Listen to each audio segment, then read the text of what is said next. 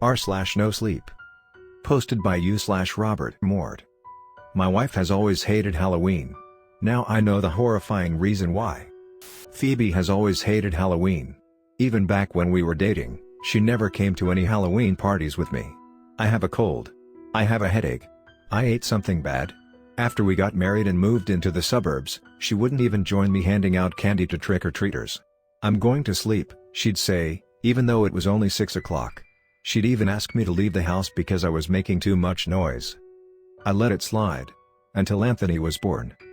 Come on. We have to go trick-or-treating. Anthony was dressed up as the cutest little pumpkin, only 8 months old. He smiled as I bounced him in my arms, looking out the door into the night. I'm really not feeling well, Phoebe replied, lingering on the stairs. You seemed fine 10 minutes ago.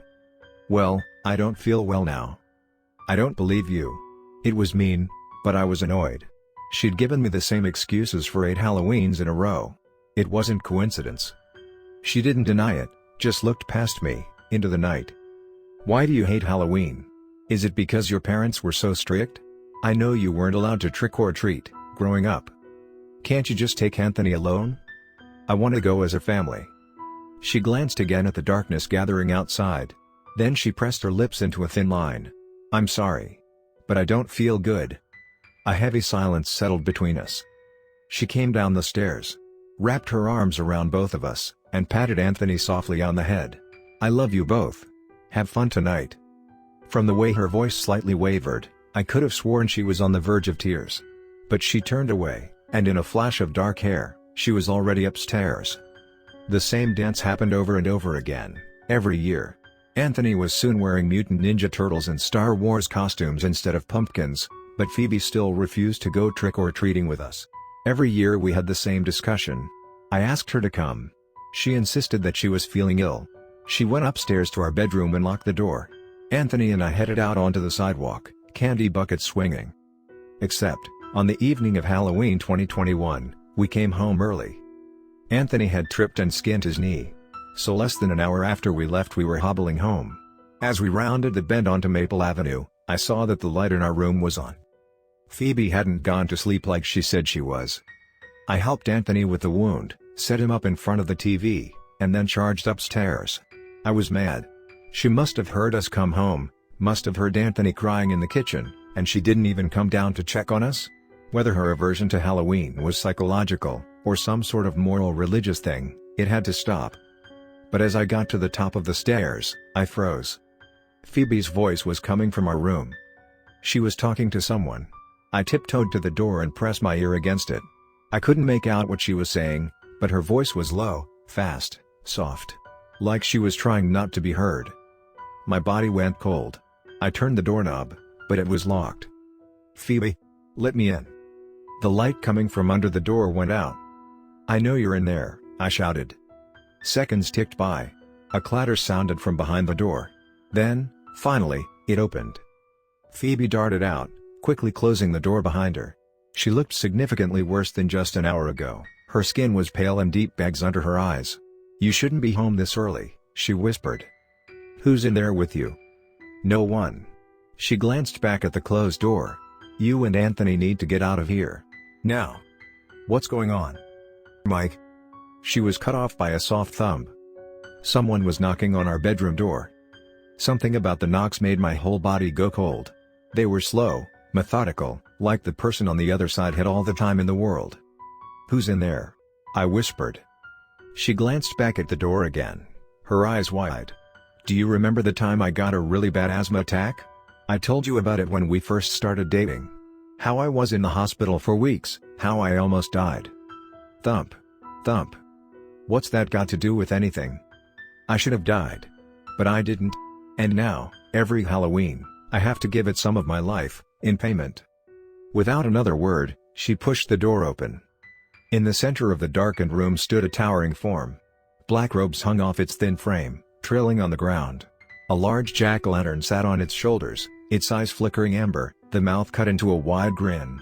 The only parts of its body visible were its hands, long, gray, bone-thin fingers that ended in sharp nails.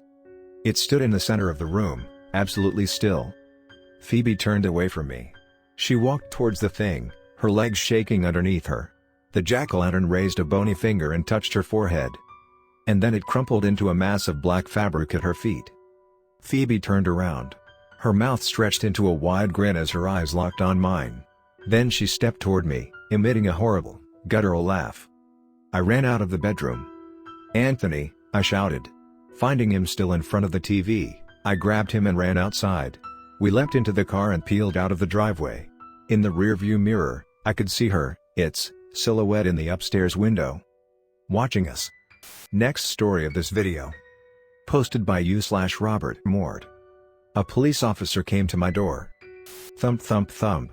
Who could that be? I glanced at the clock. It was nearly midnight. I glanced around the room, wondering if I should even answer it. Greenville Police. That made me shoot up straight. Bradley. Oh God. No, please, no.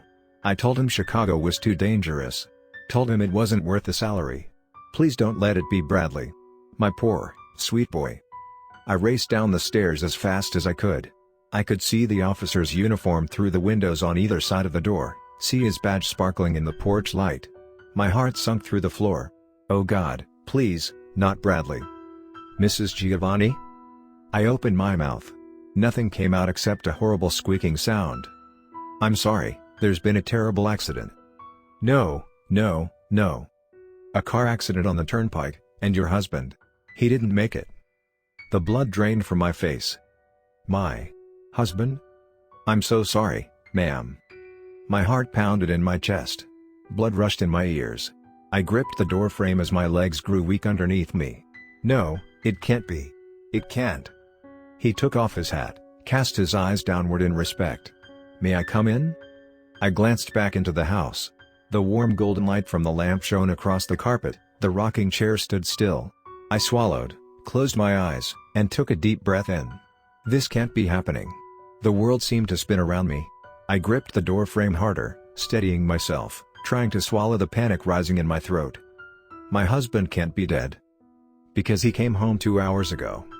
Heavy footsteps sounded behind me. Dorothy? Who is that? I glanced back at the stairs. My husband stood there, in his robe, a look of concern on his handsome face. Without another look at the officer, I slammed the door shut, pulled the deadbolt, and ran to meet him on the stairs. That guy was pretending to be a police officer, I whispered. He was saying, well, it doesn't matter, but he was trying to get inside. My husband shook his head. Then he wrapped his arms around me and pulled me into a long, warm hug. I closed my eyes, my heart slowing, feeling like I was finally safe from the criminal on the other side of the door. He leaned in close, then whispered in my ear. I'm sorry about your husband.